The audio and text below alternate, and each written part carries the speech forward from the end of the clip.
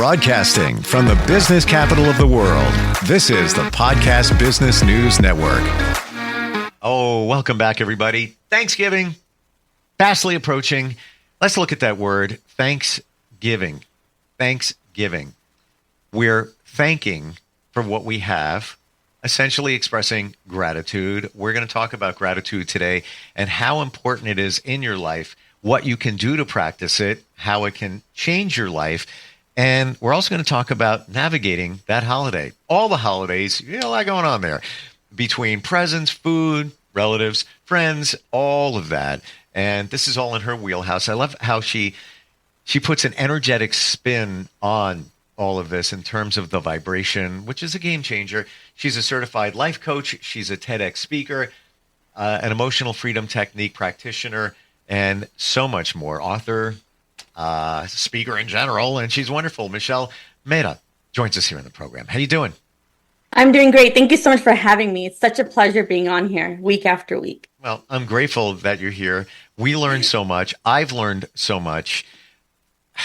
So gratitude, should we start there? Absolutely.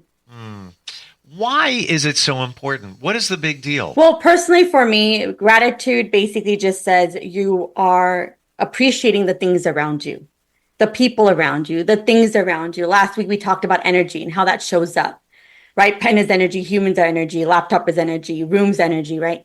And being appreciative of the things that are around us. A lot of times we have two types of mindset, the abundance mindset, which everything is given to us, or the scarcity mindset, which is a lack of something. To step into that abundance mindset, I've practiced gratitude quite a bit because it allows me to, number one, understand that I am okay where I need to be. And there's no time like the present. And gratitude immediately puts us right here, right now moment. I never thought of it that way because we always talk about live in the moment. That was a game changer for me. But I never thought that gratitude forces you to be in the moment because at this moment you're being grateful for. It could be things that may have taken place. Doesn't have to be in this moment.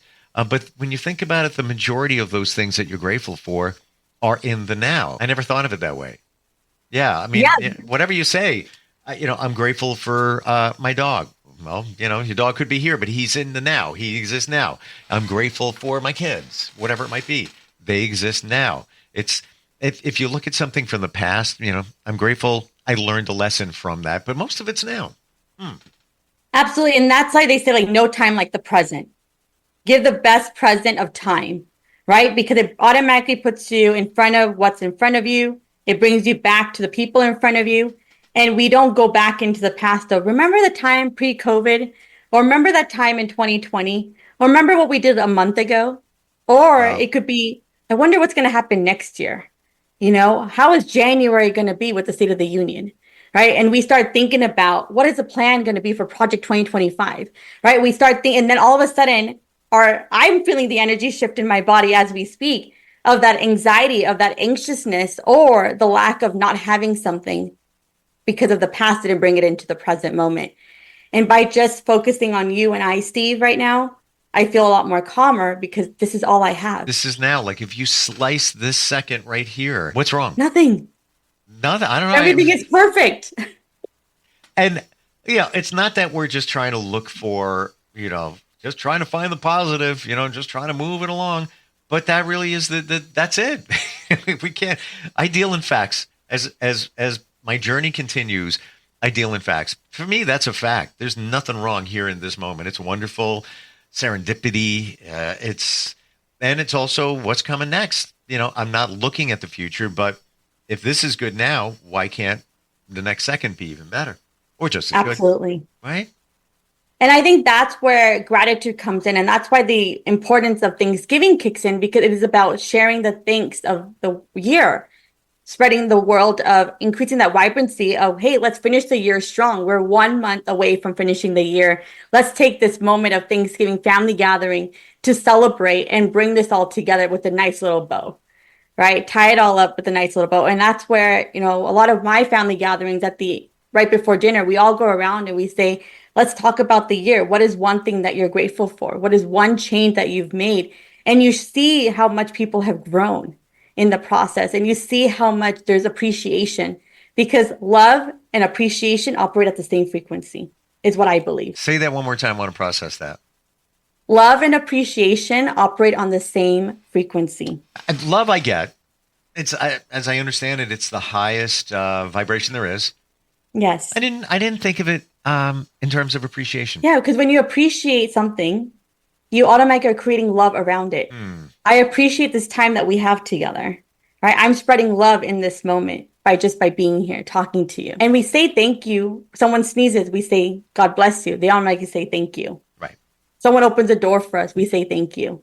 They didn't have to do any of that. We could have done it ourselves. But it's the acknowledgement. It's the appreciation of, hey, thanks for acknowledging me as I'm walking through that door. Thanks for acknowledging the fact that I missed a heartbeat when I sneezed. You know, I just thought of something. I'm gonna go back to this. Let's see if this works. I sent this to a bunch of friends, and it's what you just said. And I wish I had the text of it because I can't remember it. It was a voice file, so I'm gonna play it. It's about the present, and I shared it because I thought it was really cool. Let's see if you can even hear it. Hold on one second. Here we go. All right, gentlemen, I want to share something that I just heard. I was talking to a golf pro, just did a podcast with one. And I've talked before about living in the present, how important it is, not worrying about the past, not worrying about the future. And this basically illustrates it. Yesterday is history. Tomorrow is a mystery. Today is a gift from God. It is the present, also known as today.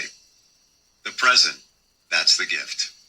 We call it the present, but it's a present because it's a gift. Whether you want to connect it to a God or whatever. And I was just sharing with somebody, I learned from someone. But yeah, today's a miracle. Tomorrow's a mystery. You know, you live in the present. You got a present. Right. Absolutely. And what you decide in this moment shapes your tomorrow. Yes. The decisions that I've made today or the decisions that I did not make today is going to impact my tomorrow. It's going to impact November 16th. It's going to impact a week from now. Right? So it's like, what are you doing in this moment? And that's why gratitude, being in a state of gratitude, associating a feeling or emotion with that state of gratitude amplifies your growth automatically. I was just reading a book called Redefining Anxiety, and they said, do a gratitude journal because it brings it back down to the current day, current time, current moment. And that is so important as we're navigating the holidays. Because we're thinking about, oh my God, I have to see that family member, which I don't really get along with. And we have to invite them because it's an obligation.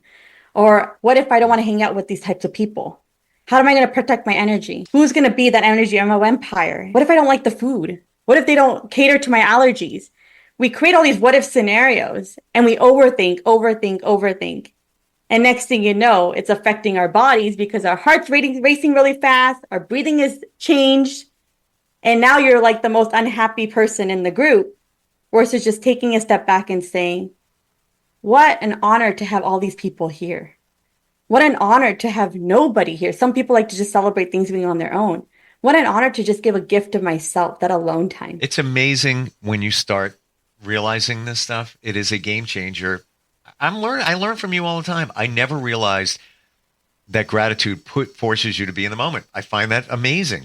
Because it just backs up why it's so good to practice it. You said before you get together Thanksgiving or other holidays or at the end of the year and you ask the question, what did you learn this year? I'm going to ask that question. What did you learn this year? For me is getting rid of the imposter syndrome, owning the power that I have within myself and the confidence that I've gained just by showing up here.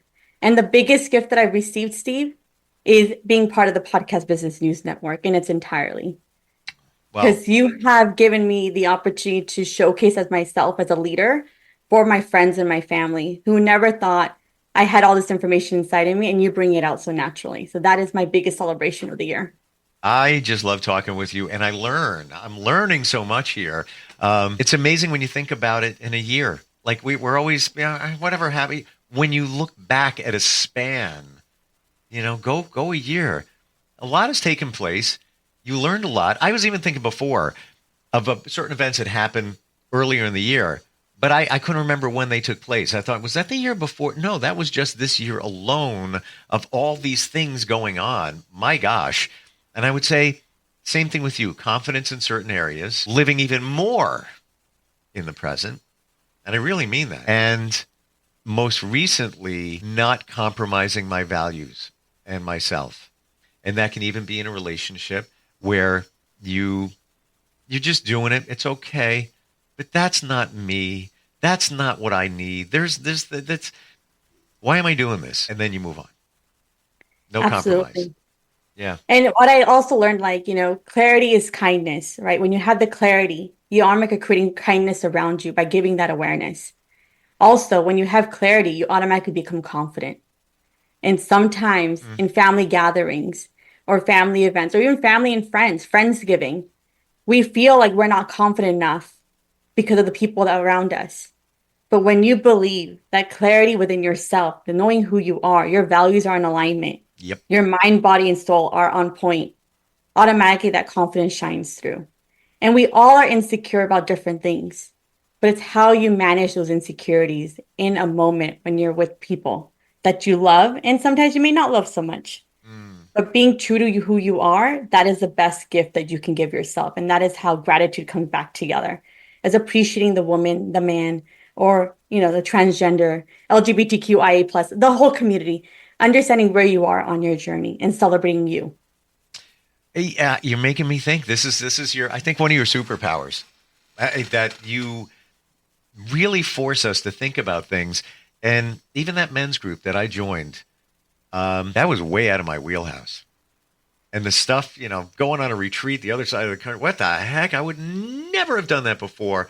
And when I look back to it, it's like, wow, that really made a difference. And the one word, you said it before, in some of the meetings that we've had, and there's different men in the meetings that rotates, every couple of months, clarity was the word I used the most.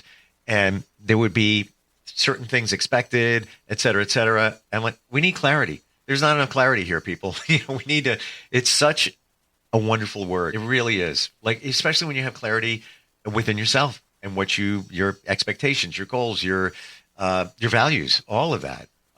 When you do this work, you get that clarity.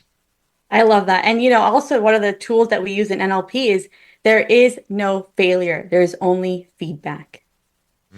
There is no failure. There's only feedback. And when you start implementing that, everything that's been told to you that you've also expressed is all feedback. There isn't a charge to it. There isn't a negative or a positive. It is just feedback. And people's version of success and people's version of failure is very, very different. So allow yourself to just be in the moment and be human about it. And the only way you're going to be a human about it is if you just see it as feedback.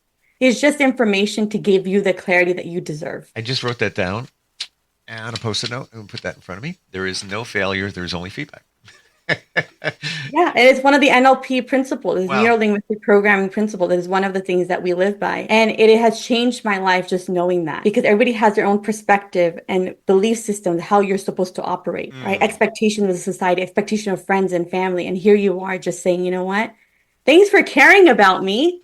I really appreciate you sharing that information with me, but I'm going to be polyester and just let it rub off of me. And I'm going to take that with a grain of salt, because I know that I'm congruent. And I know that I'm doing the best that I can with the information that I know. So as you move along in your journey, do you find that you feel less of a failure or less failures harnessing these principles? I do. I've noticed less failures. I mean, yeah, when you think about goals, right? And yeah, we have a money goal. Like, for example, I have a money goal. Now, and I look back at my year and I was like, did I hit my money goal?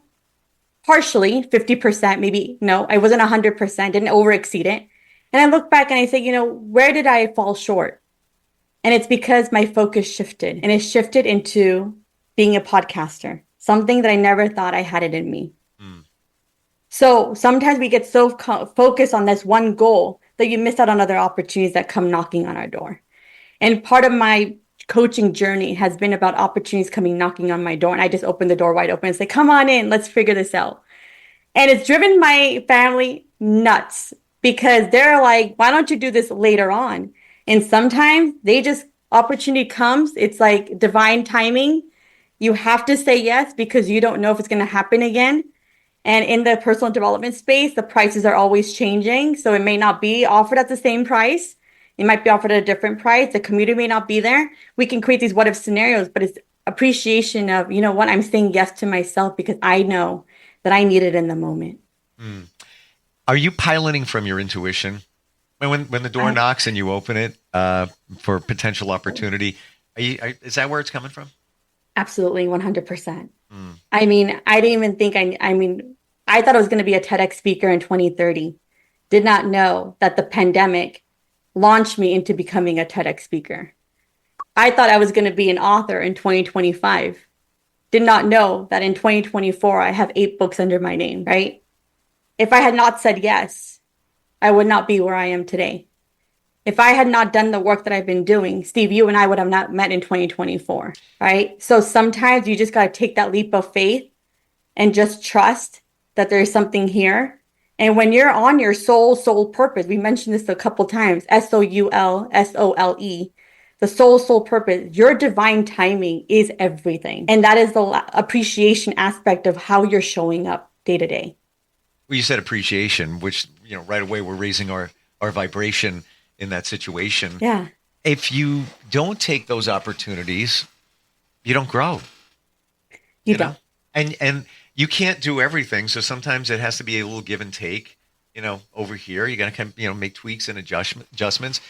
But it's funny now that we talk about, failures. I'm trying to think of a recent failure in my life. I don't know. Not meeting my fitness goals. I would say that was it. But you got to cut some slack. Did other things in place of that. So that was a give and take. Relationships might have been a failure here and there. The relationship may have failed. However, what was gained? Insight, realizing, and I'm going hypothetical, realizing who you are, what you really need, why this situation doesn't support you. So was it really a failure? No. It was just feedback. It was just information that needed to help you realize, do you need to continue on this path or do you need to reassess? It's so true. Yeah. Right? And your fitness goal could be like, yeah, I want it to be X amount of weight. But then when you do your medical labs, right, and they're all in the green, do you really need to lose that weight? Or is it just because you feel like you need to lose the weight? Sometimes doctors are like, no, you're perfectly fine because there's muscle mass versus the fat mass, right? So sometimes we just put numbers on things, but understanding what does success really mean to you? Yeah. And what does failure mean to you? Living in the moment, I shared with you, I had acute laryngitis. Did I tell you that?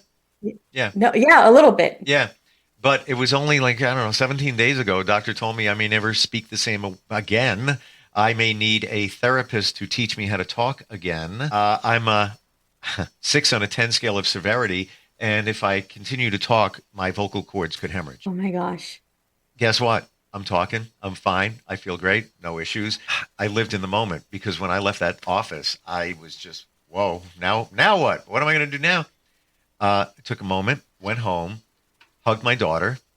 She probably couldn't see that I was getting a little teary, and I just moved on. I didn't worry about it. I thought of it, well, maybe I'll sound different. My voice comes back. Maybe I'll be deeper. Who knows? Whatever. It'll all figure itself out. It's going to be okay. Guess what? I'm okay. So, yes. His information might not have been right. Question about gratitude. Do you believe that when you practice gratitude, you're signaling the universe to give you more of those things? Absolutely. 100%. Because you're writing the I am statement. Right? I am grateful for blah, blah, blah, blah, blah, because it makes me feel blah, blah, blah, blah, blah. So you're allowing the universe you're inviting the universe to listen to you. And those I am statements come from your soul. Ooh, another one. We gotta give this this is like a $50 Michelle tip. That's what these are, $50 tips. I never thought about it. I just write down, I am grateful for one item, second item, third, whatever it might be. I never thought of adding to it because it makes me feel, because that just backs up why you're grateful for it. And now that you're expressing it, this is why you do it. You're adding your emotions to it. Last episode, we talked about that a little bit, right? Adding an emotion to your gratitude statement, because that's connecting both sides of your brain. Wow. I'm going to start doing that. And I use a journal, one that's made for gratitude. And the line, there's plenty of space to continue writing. You're amazing. I have much appreciation and gratitude for you. And the nuggets of information that you, and they're all amazing to help us move our lives forward. If somebody wants to connect with you, how do they find you, Michelle? Number one, get in a state of gratitude. Just do that this weekend. Do that going forward every single day. Remember to stay in a state of gratitude.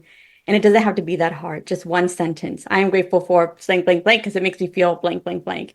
Want to know more about gratitude? Follow me on all things social, LinkedIn, Facebook, and Instagram at I am Michelle Mehta. And that's IAMMICHELLEMEHTA. You can also catch me on my website at michellemehta.com. That's MICHELLEMEHTA.com. And for all the beautiful listeners out there, I'm also giving you a gift of my time. So please go ahead and book a call with me. Let's connect. Let's spread more gratitude because this world needs it more than ever. 1,000,000,000% so well said. I am grateful for you. All these principles that we talk about, somebody else could be spending thousands of dollars on online videos, courses, all of that, all different types of coaches. It's all right here in one person. It's amazing. Thank you so much, Michelle. I know a couple of weeks off you're going to take for holidays and everything, and then we'll catch up after that. Sounds good. Thank you so much, Steve. I'll talk to you soon. Yep. Thank you. We'll be Happy right back. Thanksgiving. Happy Thanksgiving.